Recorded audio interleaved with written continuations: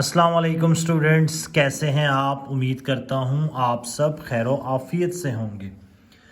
Icom part 1 chapter number 8 और portion है हमारे पास बैंक रिकॉन्सिलेशन स्टेटमेंट का। अब तक हम 12 क्वेश्चन सॉल्व कर चुके हैं और आज हमने जो क्वेश्चन सॉल्व करना है वो क्वेश्चन नंबर 13 है। 13 में जो ट्रेडर है उसका नाम गिवन है सलमान। बैंक रिकॉन्सिलेशन स्टेटमेंट हम बना रहे हैं और किस डेट के ऊपर 31 दिसंबर 2022।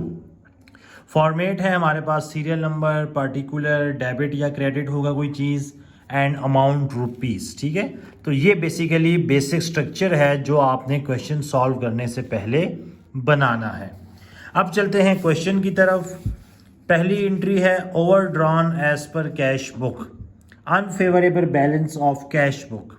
और एसेट्स का जो अनफेवरेबल बैलेंस होता है वो क्रेडिट बैलेंस होता है। इट मीन्स के overdraft as per cash book credit and 10,200। तो यहाँ हम लिख देंगे ओवरड्राफ्ट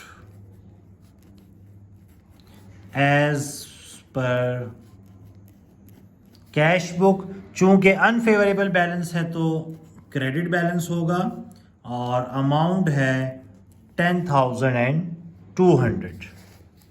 उसके बाद कहता है interest on bank overdraft debited in passbook. It means के बैंक ने पेमेंट कर दी है, डेबिट कर दिया है, एक्सपेंस है, पेमेंट कर दी है। कहाँ पर रिकॉर्ड हो चुकी है? पासबुक में। इसका मतलब पासबुक का बैलेंस कम शो हो रहा होगा और कैश बुक का बैलेंस ज़्यादा शो हो रहा होगा। अब चूंकि कैश बुक में ट्रांजैक्शन रिकॉर्ड नहीं हुई तो इसको हम कैश बुक में ट्रांजैक्शन रिकॉर्ड करेंगे। और चूंकि एक्सपेंस है, बैंक ने कम किया है, इसका मतलब एक्सपेंस हुआ, तो कैश बुक में भी क्या करेंगे? इसको एक्सपेंस रिकॉर्ड करेंगे। और कैश बुक में भी जब एक्सपेंस रिकॉर्ड करेंगे तो बैंक अकाउंट क्या होगा? हमारा क्रेडिट होगा।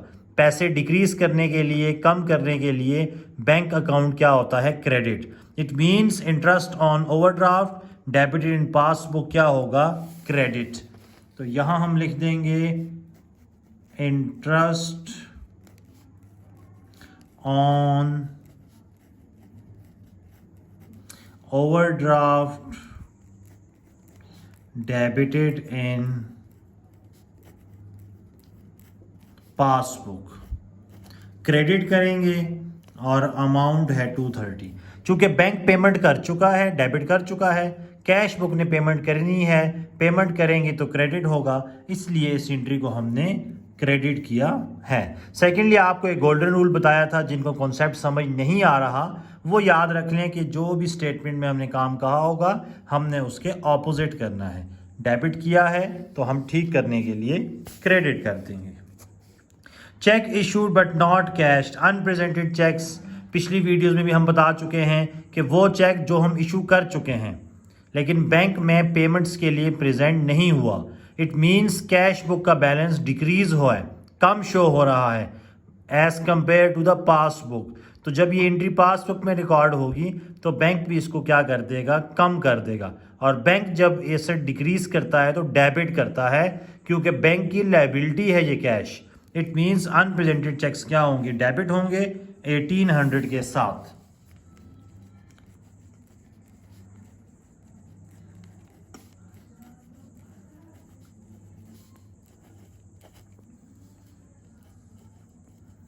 वो चेक जो हम इशू कर चुके हैं लेकिन अभी तक बैंक में प्रेजेंट नहीं हुए।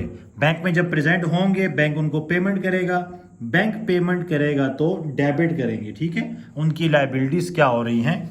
कम हो रही हैं।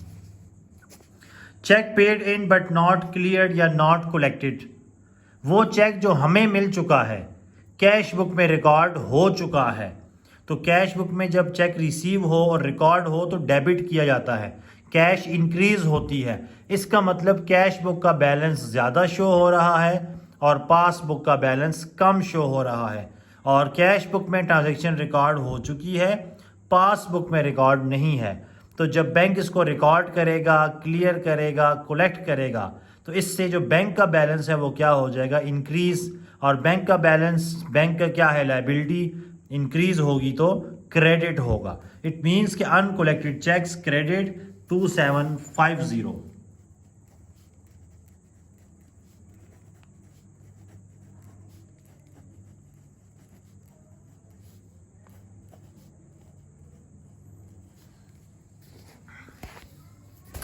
और लास्ट है bill receivable discounted with the bank return dishonoured. Dishonoured आपको बताया था कि चेक सही नहीं लिखा, डेट का इशू है, कटिंग है, अमाउंट नहीं है बैंक में मौजूद, तो बैंक उसको क्या करेगा, वापस कर देगा। बैंक जब हमें वो वापस करेगा तो लाजमी बात है जिससे हमने रिसीव किया है हम भी उसे वापस कर देंगे, और वापस करने से क्या होगा, हमारे पास बैंक का बैलेंस कम होगा। बैंक का बैलेंस कम होने का मतलब है क्रेडिट, क्योंकि कैश बुक में जब बैलेंस कम होता है तो क्रेडिट किया जाता है। तो डिसऑनर्ड चेक्स क्रेडिट 630।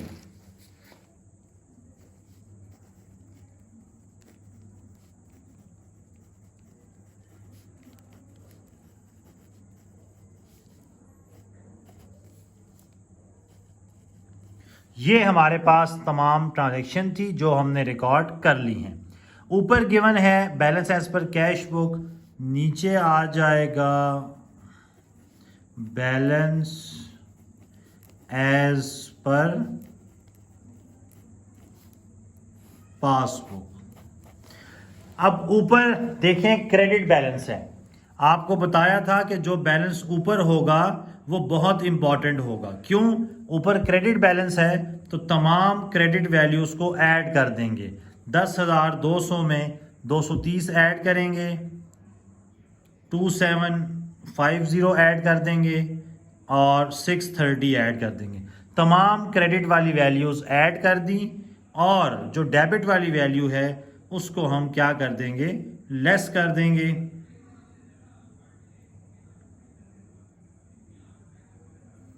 जी 10,200 हमारे पास क्रेडिट है, उसके बाद 230 हमारे पास क्रेडिट है, उसके बाद डेबिट है 1800 हम लेस कर देंगे। उसके बाद क्रेडिट है हमारे पास दो, एक है 2750 और एक है 630, तो ये हमारे पास आ जाएगा 12010। तमाम क्रेडिट को ऐड करके डेबिट माइनस कर देंगे, आंसर आ गया 12,010। और चूंकि आंसर पॉजिटिव आया है, इसका मतलब अगर कैश बुक का ओवरड्राफ्ट बैलेंस है क्रेडिट, तो पासबुक का भी ओवरड्राफ्ट ही आएगा, और पासबुक का ओवरड्राफ्ट क्या होता है, डेबिट। और दूसरा हमने आपको बताया था कि अगर आंसर पॉजिटिव आए, ऊपर क्रेडिट तो नीचे डेबिट करेंगे, ऊपर डेबिट हो तो नीचे क्रेडिट बैलेंस आएगा। लेकिन अगर आंसर माइनस में आ जाए तो जो ऊपर होगा क्रेडिट, नीचे भी क्रेडिट ही होगा। अगर ऊपर डेबिट हो तो नीचे डेबिट ही होगा। तो ये हमारे पास क्वेश्चन नंबर 13 था जो आपके सामने हमने सॉल्व किया है। उम्मीद करते हैं आपको ये क्वेश्चन समझ आ गया होगा। इंशाल्लाह नेक्स्ट वीडियो में आपसे नेक्स्ट क्वेश्चन डिस्कस करेंगे। तब तक के लिए इजाज़त चाहते हैं। अल्लाह हाफिज़।